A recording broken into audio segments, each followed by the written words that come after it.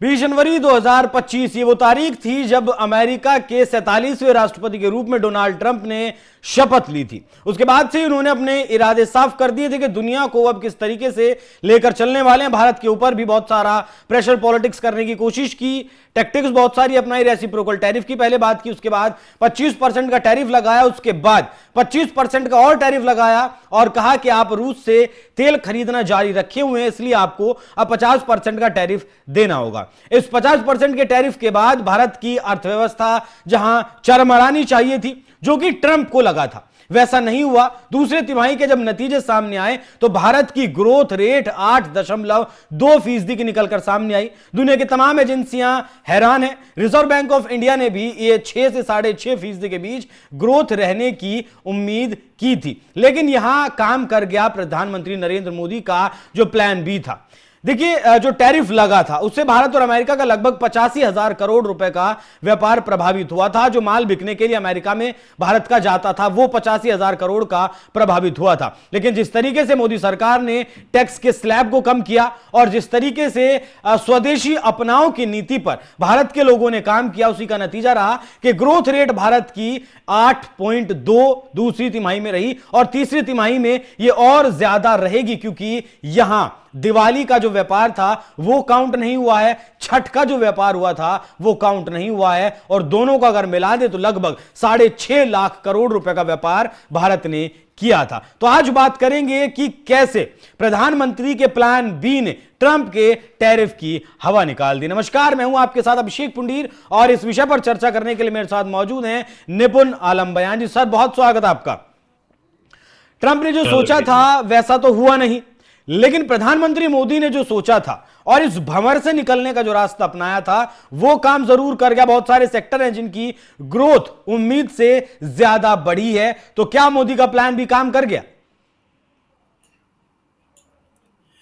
देखिए अभिषेक जी, क्या है कि मोदी जी का जो प्लान बी था डेफिनेटली काम किया है। और खास तौर से अमेरिका के बारे में ये माना जाता था भारत के संदर्भ में कि भारत की जो इकोनॉमी है वो अमेरिका से इंस्पायर्ड है, यानी कि अमेरिका का हल्का सा भी भारत की इकोनॉमी को थोड़ा साइडलाइन करे, भारत की इकोनॉमी को थोड़ा सा छेड़े तो भारत की इकोनॉमी जो है वो डिक्लाइन हो जाएगी, यानी कि ध्वस्त हो जाएगी। आपको याद भी होगा, खुद डोनाल्ड ट्रंप ने कहा भी था कि Indian economy is a dead economy. Hmm. फिर हमारे जो विपक्ष के नेता हैं उन्होंने राहुल भी इस गांधी। बात को दोहराया। हाँ, उन्होंने भी इस बात को दोहराया था कि Indian economy is a dead economy. लेकिन कमाल की बात क्या हुई, ये एक बड़ी पुरानी लाइन मुझे याद आ गई अभिषेक जी, कि ना जाने क्या बात है हम में कि हस्ती हमारी मिटती नहीं जहां से। और हमारे साथ एक खासियत यही है अभिषेक जी, जो भी आप बोल रहे थे, कि अगर कोई भी चैलेंज आ जाए, चुनौती आ जाए, तो भारत के बारे में कहा जाता है कि भारत एक सोई हुई शक्ति है, जगाओ मत। यह हम्म। हनुमान की शक्ति है, पता नहीं है। तो हम्म। जैसी पता चला कि स्वदेशी में इतनी ताकत है, हम्म। हमें पता चला कि यार क्यों अमेरिका अमेरिका करना, और भी तो दुनिया के देश हैं, नए विकल्प को आप एक्सप्लोर करो। हम्म। वो हमने किया, उसका परिणाम को दिख रहा है कि 8% की ग्रोथ को भी क्लोज कर गया। कहाँ तो कह रहे थे कि 6% भी नहीं रह जाएगी, 6% से भी कम रह जाएगी, वो 8% ग्रोथ। और कमाल की बात यह है, इसमें अमेरिका के अंदर मैं देख रहा हूँ कि बहुत सारे जो अमेरिकन इकोनॉमिस्ट हैं वो आलोचना डोनाल्ड ट्रंप की कर रहे हैं। हम्म। और क्या कह रहे हैं कि डोनाल्ड ट्रंप ने एक बड़ी भूल की, एक बड़ी गलती कर दी, क्योंकि जो हम ये माना जाता था कि अमेरिका की इकोनॉमी का, अमेरिका का बड़ा प्रभाव रहता है भारत के ऊपर, वो सारा प्रभाव क्या कर दिया डोनाल्ड ट्रंप ने, जीरो कर दिया, शून्य कर दिया। हम्म। वो इम्पैक्ट जो था भारत का, भारत के ऊपर अमेरिका की, अमेरिका तो वो ओपन खुलकर सामने आ गई। वो भी कब? जब तुमने दुनिया के सबसे ज्यादा टैरिफ भारत में लगाए हुए 50%, हम्म।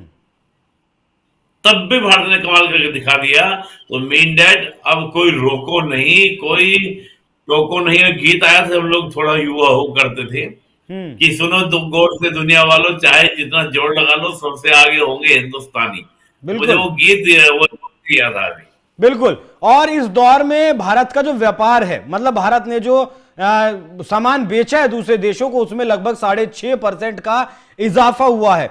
और अमेरिका को जो सामान हम बेचते थे उसमें लगभग 11.5% की कमी आने के बावजूद हमारा जो व्यापार है वो 6.5% बढ़ा है। इस बीच में फिलहाल की अगर बात करें तो रशिया से जो तेल की खरीद है वो भी हमने कम कर दी है, अमेरिका से तेल की खरीद हमने बढ़ा दी है।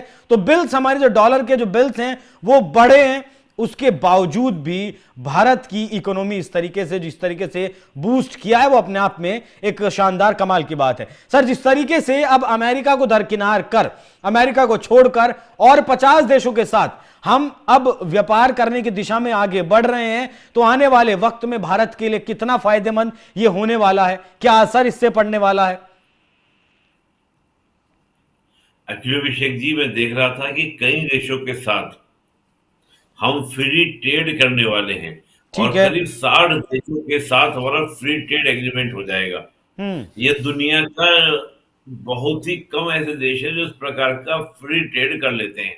हम्म। और जैसे हम फ्री ट्रेड एग्रीमेंट कर लेते हैं इतने सारे देशों के साथ, तो इसका इम्पैक्ट ये होगा कि भारत के बाजार उनके लिए और उनके बाजार हमारे लिए, उनके रिसोर्सेज हमारे लिए, हमारे रिसोर्सेज उनके लिए अवेलेबल होंगे, जो भारत के लिए सबसे ज्यादा क्या रिक्वायर है। और इससे क्या होता है कि जो अमेरिका के टैरिफ के बाद 50% टैरिफ के बाद जो ये हमारी ग्रोथ रेट आई, इसका इम्पैक्ट पूरा ग्लोबली पड़ेगा। ग्लोबली क्या पड़ेगा?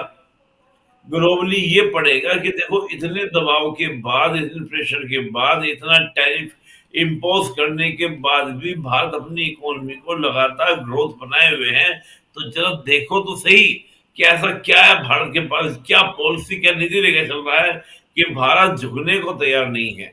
और इसी को लेकर आप देखिए, एक एजेंसी है, उसने भारत को अब मेजर पावर के रूप में संबोधित करना शुरू कर दिया कि India is a major power. अब तक भारत के लिए जितनी भी इंटरनेशनल एजेंसी थी वो वर्ड यूज करती थी India is a middle power, लेकिन अब पहली बार मैं देख रहा हूं कि भारत को लेकर मेजर पावर शब्द का प्रयोग किया गया है।